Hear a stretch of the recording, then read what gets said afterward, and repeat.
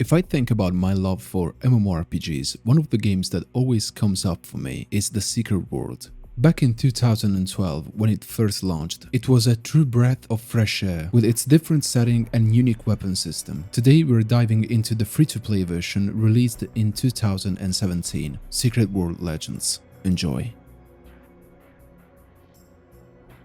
In Secret World Legends, you play as an initiate of one of the secret societies that fight against supernatural threats. The first thing to do is to choose between one of the three societies: Illuminati, Templars and Dragons. The Illuminati love to act from the shadows and pull the strings of their multiple puppets, whether it's politics or business. They send their agents throughout the world in order to achieve only one thing: power. Power is their endgame and everything else is just means to get there. Templars seek to win the war against darkness through structure and discipline. They are the classic crusaders against darkness, with a long tradition and uncompromising battle against all those they consider evil. The dragon focus on harnessing the power of chaos and its nature. For the dragon, there is no bigger picture or plan, because their goal is to act and react in order to set forth a chain of events. While I was fascinated by the dragons, the Illuminati trailer simply bought me. The character creation isn't fantastic and feels so outdated. Despite having different options for both hairstyles and outfits, they all look and feel like you're in an early 2000 TV series. Beside these limitations, I've managed to create a character that I enjoy. You also have to choose a starting class. In Secret World Legends, there are no classes. Later on in the game, you can simply use two weapons of your choice and create your own build. I've decided to use some supernatural weapons. That's why I've picked up the Magus, which starts off with elementalism and chaos. Yes, I like to blow things up. I've also noticed that my character really looks like one of the members of the village people. My story begins with a strange bee entering my apartment and kindly decides to fly into my mouth. Afterwards, strange things start to happen. Odd dreams in grim places and a burst of energy starts surrounding me. After these events, I went back into the dream. This dream taught me many things. Pushing forward into the cemetery, I managed to pick up my first weapon, an elementalism focus. It seems that I can burn stuff up and also electrify it. Sweet. Once I've started to get the hang of it, the strange woman points me to a deeper mechanic of this weapon. Basically, it hits when using fire or thunder skills, but chills down when using ice skills. The higher the heat, the higher the damage, but if it overhits, it locks me for a while from using fire or thunder abilities. What can I say? I have 3 skills and already enjoy my weapons. Pushing forward, I've handled more zombies and even a little boss fight that taught me how to dodge some attacks. I can't deny that the combat looks and feels clunky, but the idea behind the mechanics of the weapons and the enemies are really nice. Once I've defeated the boss, I've discovered how to customize the HUD because it looked too tiny. You can move and resize almost everything to your liking. Good job, Funcom. Then I've pushed deeper into the cemetery. You can obtain story missions that goes through the main plot of the game, dungeon missions usually close to the entrance of the dungeons, action missions, the classic kill specific enemies quests, sabotage missions, usually revolving around stealth or hacking missions. Investigation missions, the hardest ones in my opinion. They are about puzzles and logic. Sometimes they are really hard to do because you have to literally go on Google and find specific stuff on websites created by the developers or really learn something. And finally, side missions. They can be anything. Kill these mobs, take these items or similar. I've managed to solve these beginner puzzles with ease, picking up a sabotage quest, my favorite. You know, I'm a master of stealth. As I was saying, even the sabotage mission was a piece of cake to solve. Big plus for the art style of the game. The drawings are beautiful to see. Once I retrieved the code from the golem, I found myself in New York, or so it seems. Without hesitating, a big enemy comes out from the ground, and having no clue with who I am and what I'm fighting against, I give it all. But I get instantly deleted. Then I wake up back in my apartment, still incredibly confused. Later on, someone comes knocking at my door. He starts talking about me, about my power, money, opportunities. Then he points me out to someone or something. the Illuminati.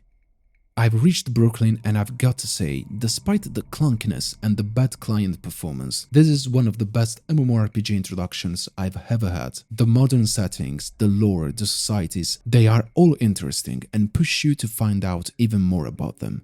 I've stepped into a laundromat and a strange dude welcomed me. He kept talking about conspiracies and stuff. He then gave me some clues on how to find the Illuminati's hideout. I've run around and found out this familiar looking graffiti. Some of these seem to point me to the right direction, and without hesitating, I've pushed deeper into the maze. Once arrived, let's say I didn't receive a nice welcoming. I then woke up with this crazy scientist. He wants me to relive this catastrophe that happened in Tokyo, probably to prove my potential and skills. It seems that in this simulation, dream or whatever, I'm not myself, but a woman called Sarah that was traveling with these 3 other people, an Illuminati, a Templar and a dragon. They are deeply involved with what happened in Tokyo and probably were trying to stop it. Meanwhile, I also unlock my secondary weapon, the Chaos Focus. Basically, when your bar is full, it creates some AoE areas that deal damage. Good, more skills to blow stuff up. We pushed deeper into the underground, lurking with a lot of monsters. After fighting the boss, I got stuck behind a fence and had to push alone, but another strange and paranormal thing happened. What the f is going on? I then woke up, got the okay from the doctor to proceed, if we can call this dude a doctor, and explored a bit of the hideout in order to reach a sort of training ground. Here I've learned how to upgrade my gear. You can basically fuse weapons with other weapons or talismans with talismans in order to increase their level. Then I've met one of the Illuminati representatives, Kirsten Geary. These people are crazy. She points me to Solomon Island and wants me to find out what the hell is going on. In order to reach Solomon Island, I have to find a place called Agartha. Once outside the hideout, I've found a strange thing inside a warehouse, a sort of portal that led me to the so-called Agartha. This is basically a hub used to travel across the world in a fast way, and it looks incredible. This game has such a unique style and great ideas. Agartha is also the main hub where you can find vendors, auction houses and banks. Here you will also probably find most of the players, but I have to admit though that they are very few. This got me wondering, why with all its flaws such a well-thought game failed?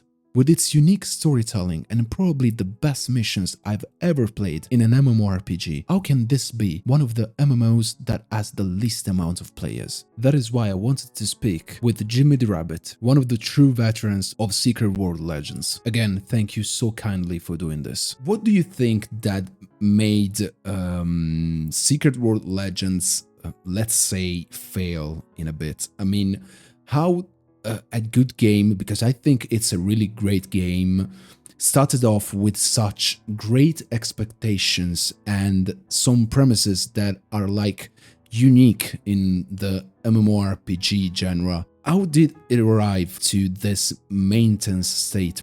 So there's two, I think there's 2 issues, although they could be related. The first is TSW, I think, is a marketing failure, which I think actually was a lot of their problems in the beginning, was just either bad marketing or lack of marketing.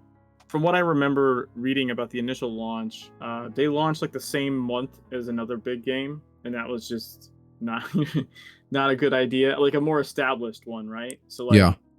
even if you have a new unique thing, if if you're launching the same month as something else that's like a more known IP, that's not a good. You don't want a head-to-head like launch against something. And their launch was, as is lots of game launches, like everyone knows they're gonna. I think at least these days, you kind of know like day one is gonna be problems. I don't think it's even a reflection on like bad programming or bad companies. Like you just never know until you hit the go button. When I saw in 2017 the re-release of the game, and so the rebranding, the free-to-play model and everything, I was like, okay, it's probably a way to attract more people, because the Secret World, at least from my perspective, it seemed like more of it had its own niche of players. So they probably wanted to attract even different customers in the MMORPG player base. The problem was and the main reason for the relaunch was they were either going to relaunch it with this other monetization model, or it was going to go into maintenance mode then. They straight up like said it. Like they didn't keep that a secret. Like you can go watch like their old streams, their old developer streams. Wow. So then the reason is the monetization. So the original game started out like a WoW model, right? Like sub only. I mean, consider, for example, a new player like me that wants to approach the game. Besides the state of it, the player base, or whatever, it wants to like join the ride and enjoy the story.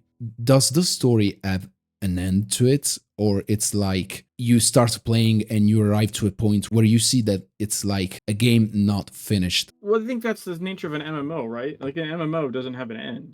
I mean, we do have like chapters, right? Like you finish a thing and it's like, all right, well, now your story quest is like wait for the next word from your boss, basically. Like the main story, the main plot of the game arrived to a point where there is like a question mark. Yeah, but it was like that in TSW as well. Like, oh, okay. I remember waiting forever for like the next chapter in TSW, and then same thing happened in Legends, right? Like in Legends, I think it was like a year after the relaunch where we got like South Africa. Tokyo didn't open yet. We had the whole Tokyo opening event. They like rolled out the content in Legends, over the first year, and then you got then we finally got like, holy shit, we're going to South Africa. I find myself in a situation where I am trying to find my new home, thinking about MMOs, okay? And when I think about the MMOs that I've mostly played, my mind always goes back to the Secret World. What I want to ask you is, and it's an advice that I want even for myself, but mostly for the people that will watch the video. Do you advise this game for new players? So what I would say is, to me, is the story is like some of the best writing I've experienced in video games. If that's something you value, now not everyone values that, right? If you're here to like grind to end game, it's probably not the game for you, right? Like it's not that there's nothing to do, but there's not a lot, and there's not more coming, right? Like no one's putting out a new raid next year. So like if that's what you want out of a game, it's probably not for you. I would say even if you're not big into MMOs, like you can easily play this like a single player game, and the story is amazing. I mean, how's the monetization right now? I mean, what's based on? I mean, can I completely play this game for free, or there are some things that I must buy? My main account that has like a lifetime sub, but I got a bunch of free to play accounts because I like to do like challenge runs. So even without the subscription that they promote, it's still viable as a game. Oh yeah, definitely doable. It'll keep you busy for a little while. It's pay for like convenience, right? Like I think it's actually worth bonus AP, SP, experience gain. It makes your life easier. I hope that someday, I know that it's gonna be impossible, I hope that they don't leave this game to die. I would not be surprised to see Secret World get some kind of love at some point. If you just look at their history, right? Anarchy Online, it's still running, and they did something for it a couple years back. Like I think it's 20 or 21st year anniversary. I have one last question for you. Illuminati, Templars, or Dragons? It's dragons. When people ask like what they should play, well, first of all, they're all good. All three have different pieces. There's different mission turn reports that give you different lore that you kind of need everything if you're trying to see the big picture of the story of the game. The story is really good. I would also say that like when they relaunched as Legends, they technically changed its genre slightly. So TSW was an MMO. Legends is technically a shared world RPG. It's no longer a massive multiplayer intentionally. Like the world maps have a cap of 10 players. So it feels more barren, yeah. But it's also performance. They addressed a lot of the performance issues by making their game not try and do crazy things the engine can't do. I with a couple other guys, we do like a twice a month Secret World podcast. It's called the 0 Point Report. That's on Twitch and on YouTube. I will definitely make a big shout out to you because you really deserve it. I think you're making something for this game that probably no one would ever do, like, ever. Well, thanks. I appreciate it. With the help of Jimmy, I can safely say that this game deserves a solid 9 out of 10. With its unique atmosphere, some incredible missions, and a beautiful community that will always be available to help. The story is good, but didn't receive any kind of progress in years. Also, a real setback could be the poor client performance and the clunkiness of the whole game. What do you guys think? Do you still play it or you never did? Be sure to comment down below what you think about it. See you soon.